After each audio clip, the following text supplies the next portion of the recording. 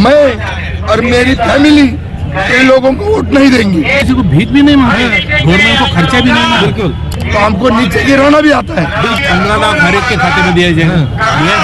अभी हम मरने के लिए तैयार है। अभी कुछ भी हो जाए, अभी हम मरने के लिए तैयार है।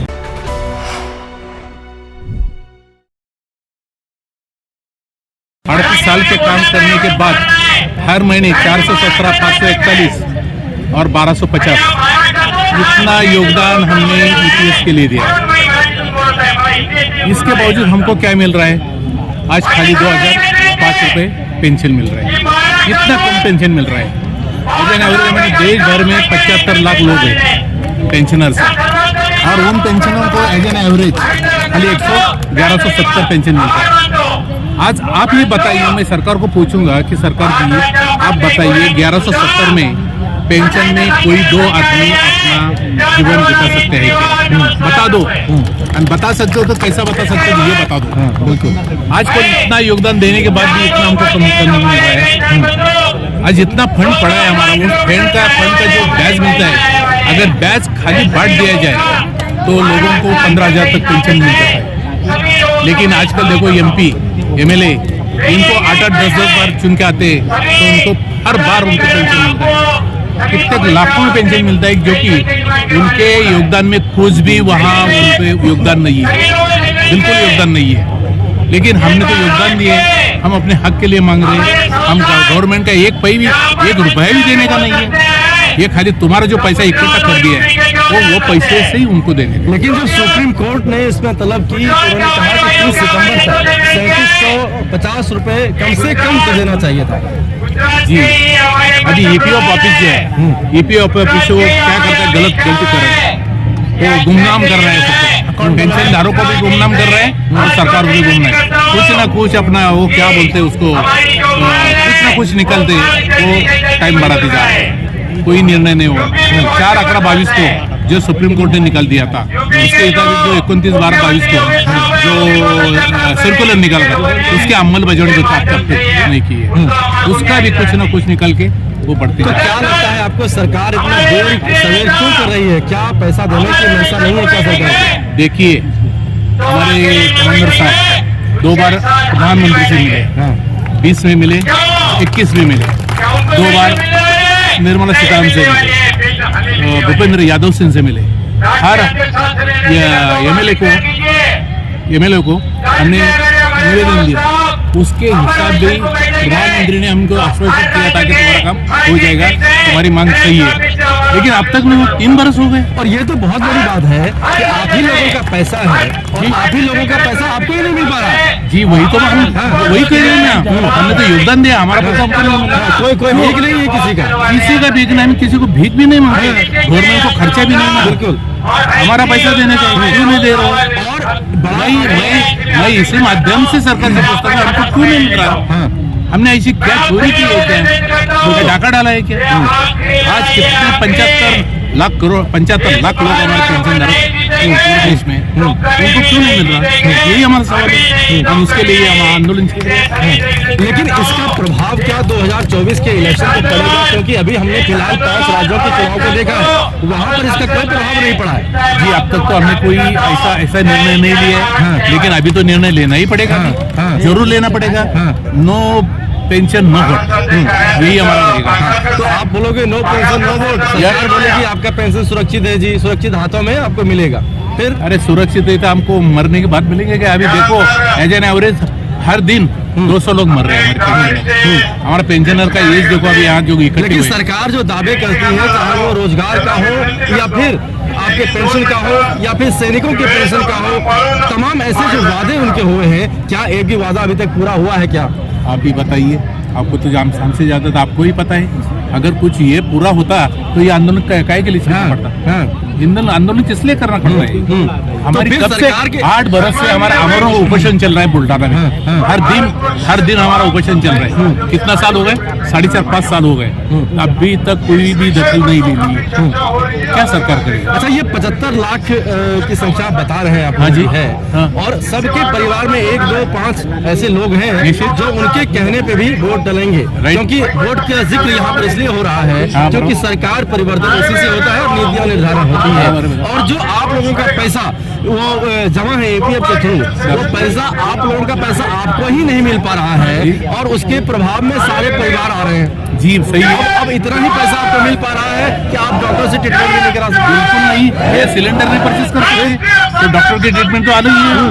आज डॉक्टर की ट्रीटमेंट कितनी महंगी हो गई, उसका तो हिसाब हम मिलजुल के तो कर ही नहीं सकते।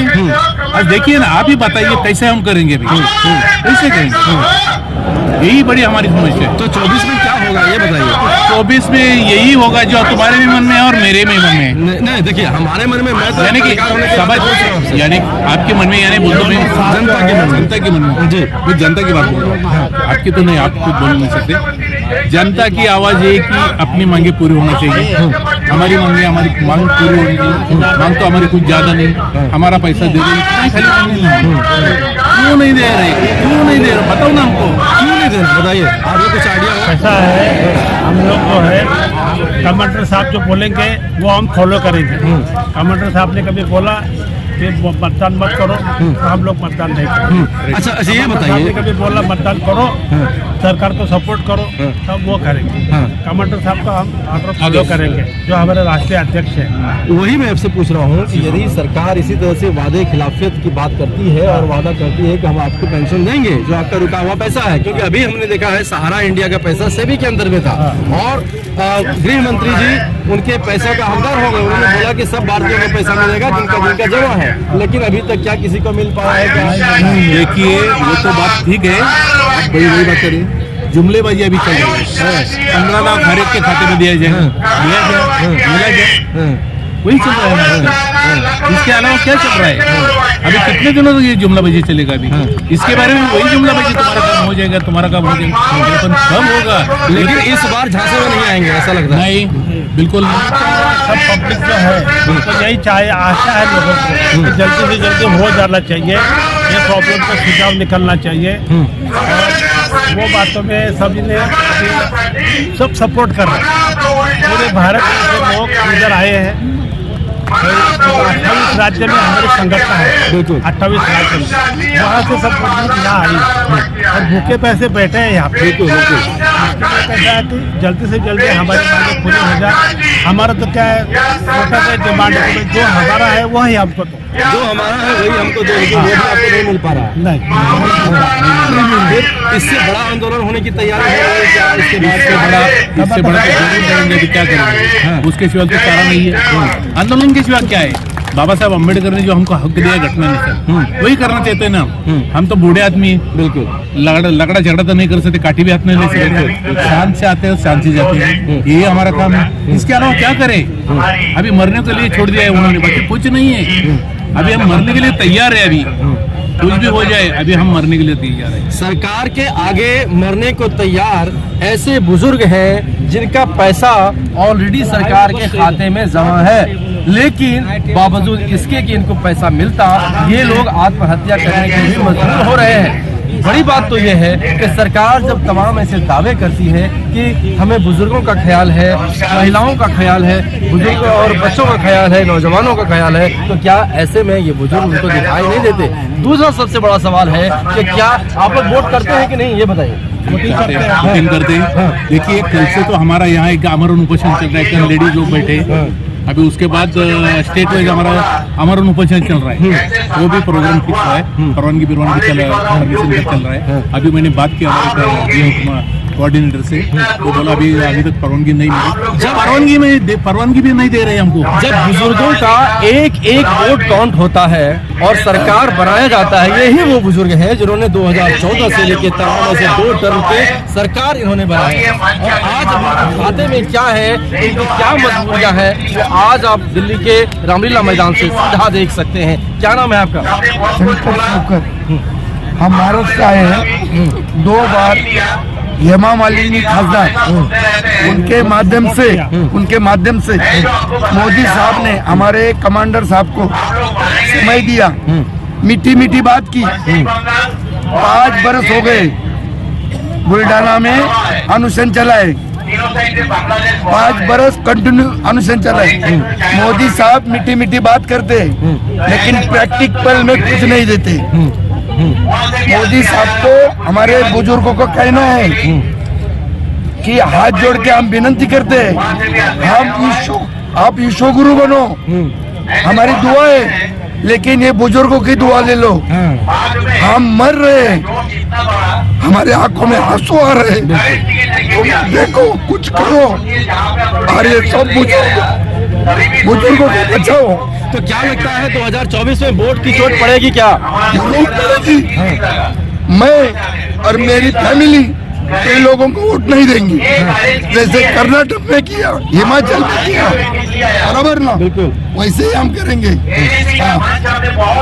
जितना चेंडू मोदी साहब का नीचे गिरा के ऊपर जाता है तो हमको नीचे गिराना भी आता है। बिल्कुल, यही वो जनता है दोस्तों जिन्होंने मोदी सरकार को एक पायदान पिलाया और सबसे ऊंचे पायदान पर उनको लाकर खड़ा कर दिया। लेकिन अब ऐसे बुजुर्ग हैं हमारे बीच में जो अपनी ही जिंदगी जीने को मजबूर हो रहे हैं, खासतौर पर जब इनका ही पैसा सरकार के खाते में है।